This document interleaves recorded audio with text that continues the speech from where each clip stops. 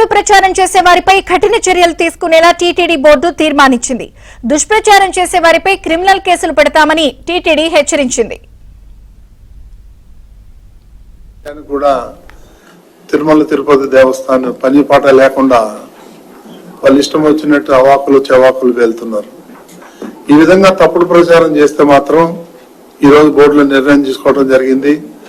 Criminal కేసులు పెడతాం. తీవ్రంగా హెచ్చరిస్తున్నాం. ఈ బోర్డు తరఫున వెంకటేశ్వర స్వామిని రోజు దుమ్మెత్తిపోయటం, చిన్న విషయాలను పెద్ద విషయాలు చేసి టీటీడీ యొక్క పరువు ప్రతిష్టను తీస్తున్నారు వీళ్ళు. కాబట్టి వాళ్ళకి నేను ఇదే హెచ్చరిక చేస్తున్నా.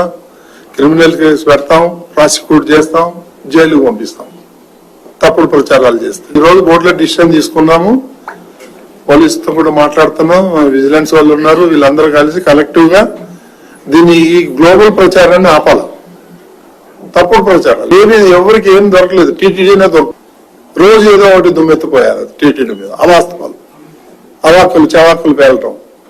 ఈ రోజు నుంచి ఇలాంటివి అయితే మాత్రం యాక్షన్ సీరియస్ గా ఉంటుంది.